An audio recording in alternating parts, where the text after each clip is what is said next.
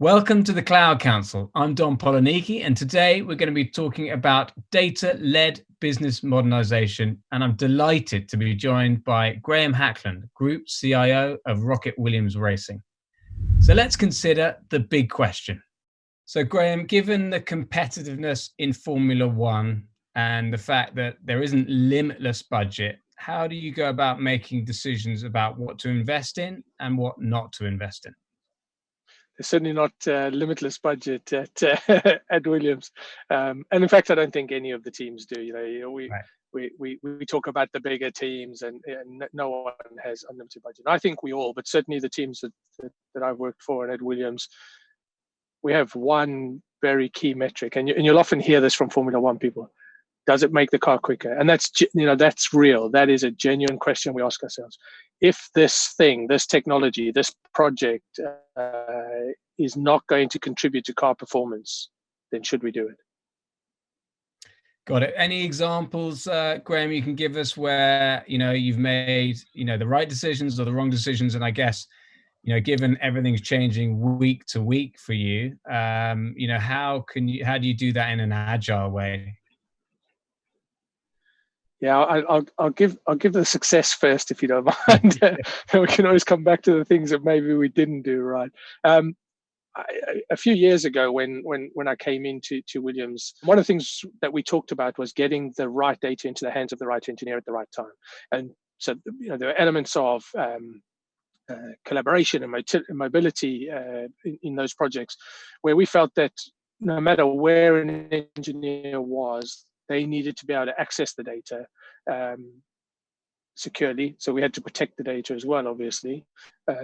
So no matter where they were, they needed to be able to access the data and work with it. And it hadn't always been possible. And so we really focused down on that. How can we make sure that voice, video, data that's coming off a car, from a wind tunnel, from a driver simulator, that data can be accessed no matter where people are. And so we started to make a journey towards the cloud, actually. And we really put our bet on the cloud that would give us an elastic capability, because Formula One season is kind of up and down. The design cycle is a bit up and down, and so you don't need, and sometimes you can't afford the peak of your requirements for the whole year. And so cloud really lent itself well, I think, to Formula One. And so we embarked on that journey to really embrace the cloud. It was sold at the time and that it would be cheaper than on premise. I think maybe that's where one of the failures was. I tried not to use that. Even some of the analyst firms that we talked to, part of the ROI and the justification that they were encouraging people to use was that it would be cheaper to use a cloud service than an on-premise. And that's not been my finding, because what the flexibility brings you is really that you just keep consuming more. And so in theory, yes, you can scale back, but how many of us ever do, right? It's all about being able to just keep consuming and not having to outlay all of that capital and taking so much money away from the car to start building data centers and what have you. So yeah, I think part of the success for us was really moving to the cloud, getting that flexibility that we needed for the different parts of our season. So in some parts of the season, race engineering are the most busy. In other parts, aerodynamics are. In other parts, the guys behind the scenes who are working on race engineering, and then we've got to just keep making sure that they've got the right tools at the right time.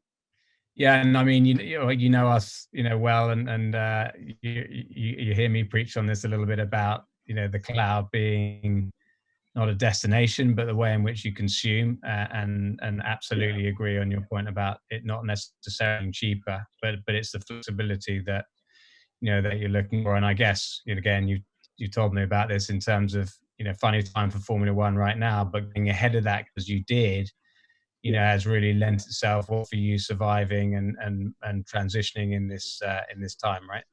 Well, I'd love to say that we ever thought that we'd send everyone home to work from home, right?